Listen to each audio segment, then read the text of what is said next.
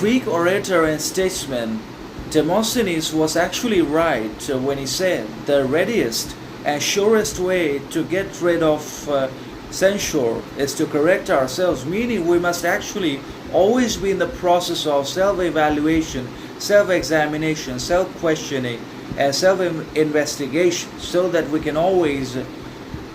be at the recognition and identification of our inherent internal and perpetual ignorance and lack of knowledge, information, wisdom, morality, maturity, as well as the absence or lack of many other qualities and virtues such as integrity, morality, character, understanding, compassion, kindness, individuality, sovereignty, distinction, etc., that are very important, fundamental, and imperative for our lives, as well as for a life of fulfillment, happiness, meaning, significance, and authenticity. And for that to happen, we basically have to be constantly in the process of self-evaluation and self-investigation and self-examination of our ignorance, character, nature, and actions in one way or another.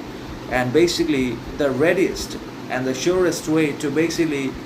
protect ourselves from external evils and internal downfalls and setbacks and tragedies that occur because of our ignorance and bad actions and unreasonable behavior and relentless, reckless actions and attitudes, obviously is to correct ourselves at every step of the way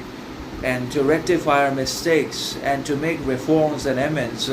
to our existing qualities, natures, and actions, so that we can always be in the process of evolving, growing, progressing, learning in one way or another. So we have to be forever evolving, and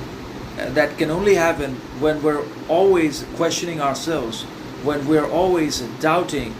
everything that can be doubted, that's around us and that exists in our surroundings, and that includes the people as well, and not just the objective things and material phenomena. So that's how we rid ourselves of criticism, condemnation, and censure,